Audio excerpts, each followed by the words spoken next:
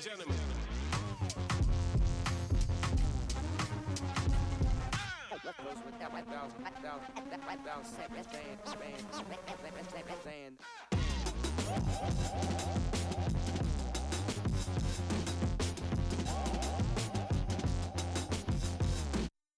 Evening friends. Himalayan stock Gurukul में आप लोगों का स्वागत है और हर रोज की तरह evening wrap up of Indian stock market वो हम करेंगे 10th ऑफ दिसंबर। आज किस प्रकार से रही इंडियन स्टॉक मार्केट, तो यहाँ पे आप देखिए Nifty declined by 8.9 point, meaning it went no bear. ये देखिए आप यहाँ पे 23 एडवांसेस थी और 27 डिक्लाइन थे। मैंने आपको पहले भी बताया है, टोटल 50 स्टॉक्स हैं, उसमें से 27 जो हैं वो डिक्लाइन किए हैं और 23 जो है उसमें राइज किए हैं। ये देखिए, ये आज की सेंट्रल लाइन है जहाँ से शुरू किया और यहाँ से अगर आप ढंग से मैप को देखें तो इस तरह से, मीनिंग जहाँ से उसने शुरू किया उससे थोड़ा-सा नीचे उसने क्लोज़ किया, तो इसकी आप रेंज को देखेंगे, ये आज इसकी रेंज रही जो हमने इस ग्राफ में बताई है और ये रेंज बहुत ही नैरो रेंज रही है। नैरो रेंज ये देखिए आप यहाँ से लेके यहाँ तक अप्रॉक्सिमेटली 120 पॉइंट। तो अगर 24,000 रुपए का इंडेक्स है, उसमें 120 पॉइंट क्या हुए? ऊँट के मुँह में जीरा। कि कुछ भी कहीं भी ये मार्केट आज नहीं गई है, रेंज बाउंड ही नहीं, बिल्कुल टिपिड, म्यूटेड। अगर इसके लिए एग्जैक्ट वर्ड में इस्तेमाल करूं तो एग्जैक्ट वर्ड आएगा टिपिड या म्यूटेड। ये दोनों जो शब्द हैं इनका मीनिंग होता है बहुत ही कमजोर, ना आगे जाना ना पीछे जाना। वही हमारे स्टॉक मार्केट की आज की कहानी है। Sensex aged up 1.59 point, closing at this, meaning ये सिर्फ पेपर में ग्रीन है, ओनली ऑन पेपर। और हकीकत ये देखिए आप, सिर्फ कागजों में अगर हम मैथमेटिकली कहें तब ये ग्रीन है, लेकिन ये भी कहीं नहीं गया। सेम परफॉर्मेंस यहाँ पे भी रही है। अब सवाल उठता है रीजन क्या रहे आज की इस परफॉर्मेंस के। तो जो रीजंस थे, सबसे बड़ा उसमें रीजन है इंडियन रूपी डिक्लाइन। हमेशा आप याद रखिएगा, जो रूपी है वर्सेस डॉलर, क्योंकि जो वर्ल्ड की जो करेंसी है दैट करेंसी इज डॉलर। सारा जो ट्रेड है वो डॉलर में होता है और रूपी जो है वो फेल हुआ है, बहुत ज़्यादा नीचे गिरा है। क्यों गिरा है? क्योंकि डॉलर बहुत स्ट्रांग हुआ है। और डॉलर क्यों स्ट्रांग हुआ है? क्योंकि डोनाल्ड जे ट्रंप, जो यूएस के प्रेसिडेंट इलेक्ट हैं, उनकी जो वहाँ, क्योंकि वो खुद किस पार्टी को बिलोंग करते हैं, वहाँ पे दो ही पार्टीज हैं, डेमोक्रेटिक और रिपब्लिकन। रिपब्लिकन जो है वो बिजनेस मैन लोगों की पार्टी है वहाँ पे, और मार्केट के प्रति हमेशा ही इनका एक पॉजिटिव रिस्पॉन्स रहता है। टैक्सेस कट करने के लिए इन्होंने बोला है। तो उस सब की वजह से ये जो डॉलर है ये मजबूत हुआ। डॉलर मजबूत हुआ तो उसमें हमारा जो रूपी है वो रूपी डिक्लाइन किया। रूपी की जो वैल्यू है वो नीचे को गिरी है। उसके कारण हमारे इंफॉर्मेशन टेक्नोलॉजी के स्टॉक आज की डेट में इंक्रीज हुए हैं। वो आगे चल के आपको एक्सप्लेन करूंगा मैं डिटेल में। मार्केट ने एक स्पेकुलेशन लगाई है कि जो नए आरबीआई के गवर्नर आए हैं, संजय मल्होत्रा जी, ये हमारे रेवेन्यू सेक्रेटरी थे, रेवेन्यू सेक्रेटरी। और इनको माना जाता है कि ये ग्रोथ ग्रोथ की फेवर के की इनकी थॉट प्रोसेस है। और अगर ये ग्रोथ के बारे में सोचेंगे तो 100% इनको इंटरेस्ट रेट जो है, इंटरेस्ट रेट कट करेंगे ये, ऐसा मार्केट को लगता है। और इसीलिए आज निफ्टी 50 का जो इंडेक्स है वो इंक्रीज किया है इसी स्पेकुलेशन पे। और आपको पता है मार्केट बहुत ज़्यादा स्पेकुलेशन पे चलती है। IT sector emerged as a bright spot, otherwise tepid market. Tepid जो मैंने पहले एक्सप्लेन किया आपको। और डेप्रिसिएशन ऑफ रूपी, रूपी की जो वैल्यू है वो डॉलर डोमिनेटेड रेवेन्यू में डिक्रीज की है बहुत बुरी तरह से। और एक जो फैक्टर है चाइनीज स्टिमुलस। चाइना ने चाइना ने डोनाल्ड ट्रंप साहब को काउंटर करने के लिए इन्होंने क्या किया है, वहां पे एक स्टिमुलस पैकेज दिया है। स्टिमुलस पैकेज क्या है? ताकि इनकी कंजम्पशन कंजम्पशन कहाँ की, चाइनीज कंजम्पशन बढ़े, ताकि वो ट्रंप को टैकल कर पाए। तो ऐसा माना जा रहा है कि जो चाइनीज स्टिमुलस पैकेज है वो मार्केट का इंटरेस्ट वो बढ़ाएगा। Beijing announce plan to adopt moderate loose monetary policy, meaning ये भी जो इंटरेस्ट रेट है चाइना में ये कम करेंगे। लूज का मीनिंग वो कम करेंगे, मार्केट में ज़्यादा पैसा आएगा और उससे क्या होगा, प्रोडक्शन और कंजम्पशन दोनों बढ़ेगी, जैसा हम इंडिया में भी सोच रहे हैं। तो आगे आज निफ्टी 50 में जो लीडर है वो तो श्रीराम फाइनेंस और बजाज फिन सर्विस रहा, लेकिन 5 में से 3 कौन से रहे? HCL tech, Wipro, Infosys. तो 3 आउट ऑफ 5 वो जो है वो आईटी के हैं। और मैंने एक्सप्लेन किया आपको, क्योंकि जो रुपी है वो कमजोर हुआ है और डॉलर मजबूत हुआ है, तो जिसके बदौलत इन कंपनीज को बेनिफिट होगा। इसका मैं आपको आसानी से एक लाइन में समझा दूं ऐसा क्यों होगा। मान लीजिए $1 की वैल्यू होती है 85 रुपीस। तो अगर $1 वहां पे इन्फोसिस को मिलता है, अगर लास्ट मंथ मिलता तो उसको 82 रुपीस मिलने थे।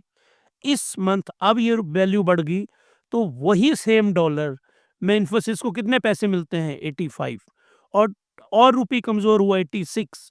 तो वो डॉलर जब इन्फोसिस इंडिया में लेके आएगी तो ये जो कीमत है वो उनको ज़्यादा पैसे मिलेंगे, रुपीज़ ज़्यादा मिलेंगे।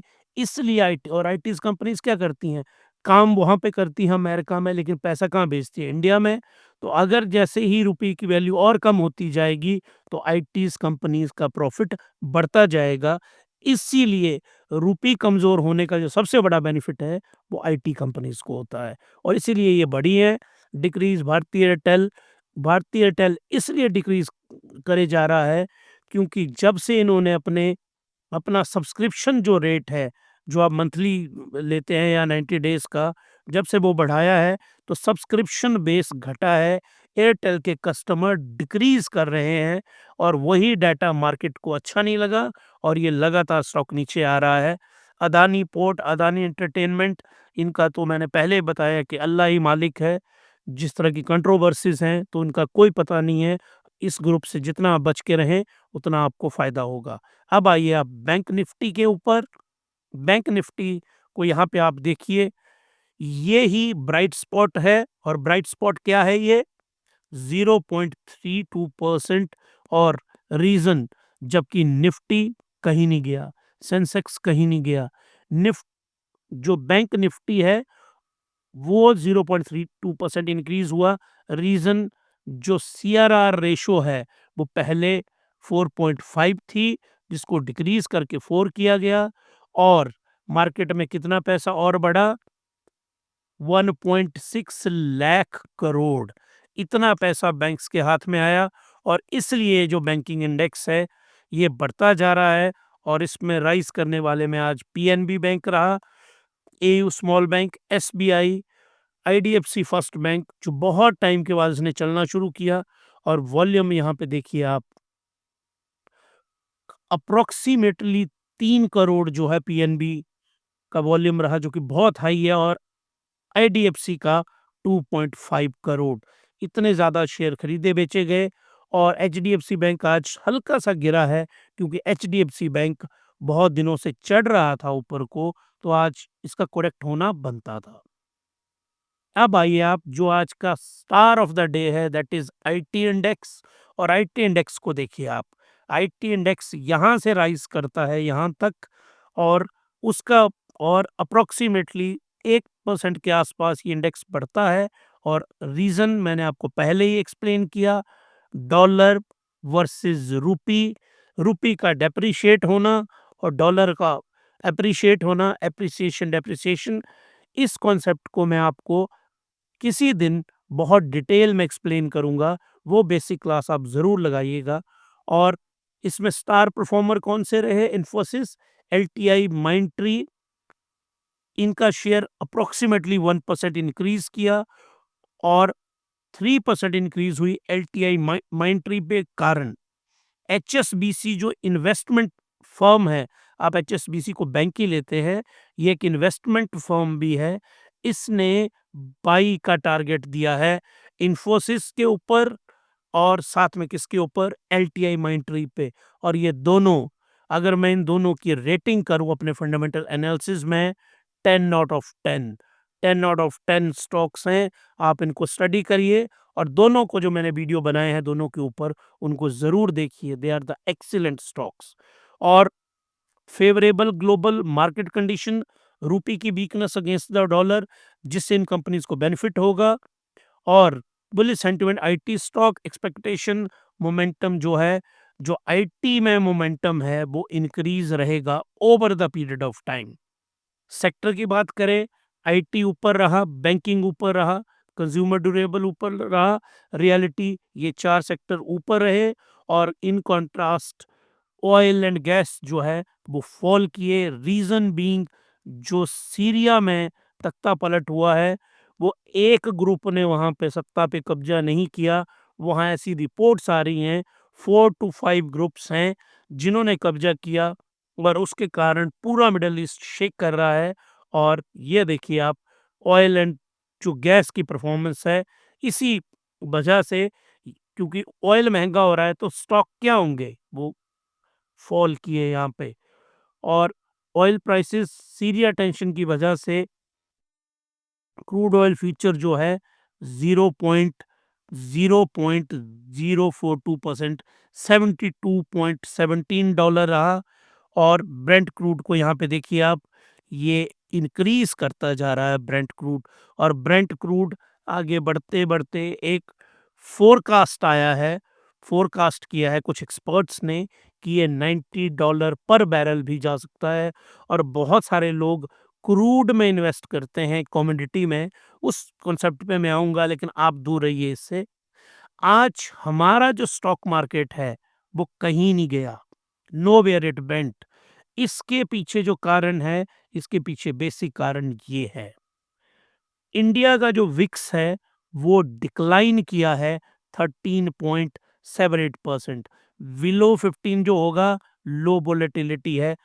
तो ये देखिए आप, इंडेक्स जो है ऊपर से तक नीचे तक इसने फॉल किया, मीनिंग इंडिया की मार्केट जो है वो स्टेबल है। मैंने कल भी आपको बताया था, ये जो मार्केट है 24,500 से लेके 24, यहाँ से लेके 24,800 के बीच में घूमेगी। और जो पुट और कॉल की जो रेशो का डाटा आया है वो है 24,700, यहाँ के आसपास रहने की संभावना है। और मुझे लगता है ये मैक्सिमम अगर जाएगा तो 25,000 तक। तो देखिए 3 फिगर हैं यहाँ पे, 24,500 से लेके 24,800, 25,000। लेकिन पुट कॉल का डाटा कहता है 24,700 के, मीनिंग ये कहीं भी मार्केट नहीं जाने वाली है। कब तक? अब मैंने कल, अगर आप मेरा ध्यान से मेरे ये वीडियो सुनते होंगे, तो फेड रिजर्व जो है, फेड रिजर्व, इसकी मीटिंग है दिसंबर 18 को। तो दिसंबर 18 को अगर ये इंटरेस्ट रेट कट करेगा तो उसके कारण क्या होगा? नेस्डैक ऊपर को जाएगा बहुत मैसिवली। ये ऊपर जाएगा तो आईटी इंडेक्स इंडिया में ये ऊपर जाएगा, और ये ऊपर जाएगा तो जो निफ्टी है हमारा, उसकी भी संभावनाएं ऊपर जाने की हैं। तो पूरी दुनिया इस वक्त वेट कर रही है। जो मेन चीजें हैं, सीपीआई का जो डाटा है, किसका? यूएसए का, कंज्यूमर प्राइस इंडेक्स का। दूसरा सीपीआई का जो डाटा है दैट इज ऑफ इंडिया, ये डाटा आएगा कि चीज़ों की कीमतें, और यहीं से हम लिंक करेंगे किसको? कि यहीं से लिंक होगी इन्फ्लेशन। यहाँ से इन्फ्लेशन का पता चलेगा, फिर ही हमारी मार्केट कहीं पे मूव करेगी। तो और आज जो हमारा बीएसई स्मॉल कैप इंडेक्स है वो ऊपर को बढ़ा है, क्योंकि इसकी अपनी ही चाल होती है।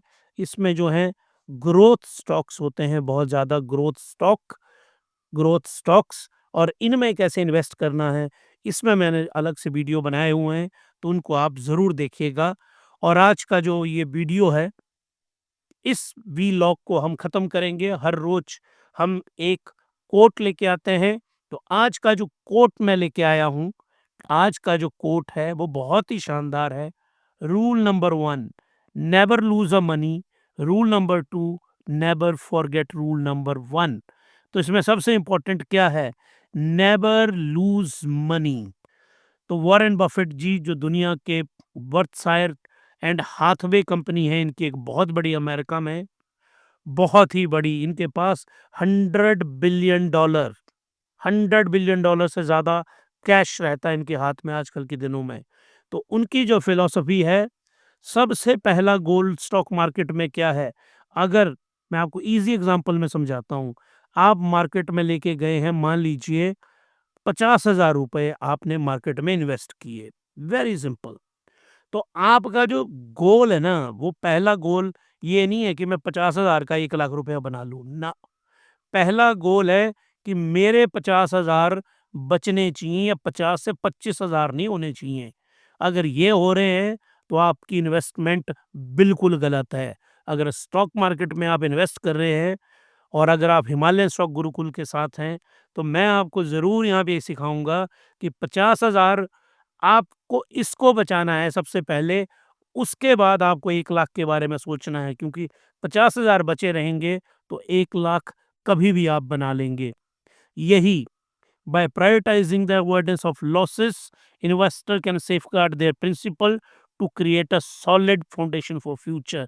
कि आपको अपनी इन्वेस्टमेंट को सेव करना है, तो मीनिंग आपको फंडामेंटली स्ट्रॉन्ग स्टॉक्स में ही इन्वेस्ट करना है। और जो मैं आपको हमेशा कहता हूँ, आज मैंने आपको 2 स्टॉक यहाँ पे जो एनालिसिस अपने आज के एनालिसिस में आए, वो कौन थे? इन्फी और एलटीआई माइंडट्री।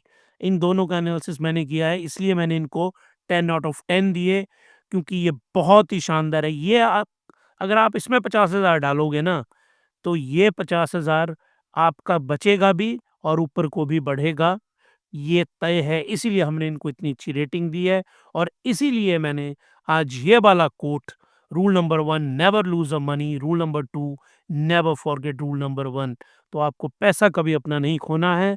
आज आपने ये एनालिसिस हमारा यहाँ तक देखा, और अगर अच्छा लगा तो लाइक करिए, सब्सक्राइब करिए, शेयर करिए इसको। अगर अच्छा लगा, नहीं अच्छा लगा, तो मेरे को आप कमेंट लिखिए यहाँ पे। नीचे कमेंट बॉक्स में लिखिए कि आपको क्यों अच्छा नहीं लगा? क्या कारण है कि आपको अच्छा नहीं लगा? क्या इम्प्रूवमेंट की हमें ज़रूरत है? और मुझे इन कमेंट्स की बहुत सख्त ज़रूरत है, ताकि हम लोग हिमालयन स्टॉक गुरुकुल में सुधार कर पाएँ, और आप लोगों को अच्छी नॉलेज दे पाएँ। और एक ही मोटिव है हमारा हिमालयन स्टॉक गुरुकुल में, creating wealth step by step. तो अगर यहाँ तक आप इस वीडियो में पहुँच गए हैं ना, तो ये मेरा आपको प्रॉमिस है कि आपको वेल्थ बनाने से दुनिया में कोई नहीं रोक सकता। क्योंकि आप वेल्थ कैसे बनाएँगे? आप वेल्थ बनाएँगे, आप अर्न करेंगे। कहाँ से अर्न करेंगे? लर्निंग द्वारा। और अगर आपने मेरा ये वीडियो जो 20 मिनट का एनालिसिस है, अगर यहाँ तक आप पहुँचे, तो ये मेरा आपको प्रॉमिस है कि आपकी अर्निंग बहुत गुना बढ़ने वाली है। और आपने ये एनालिसिस मेरा यहाँ पे सुना, उसके लिए आपका बहुत-बहुत धन्यवाद। Thank you very much.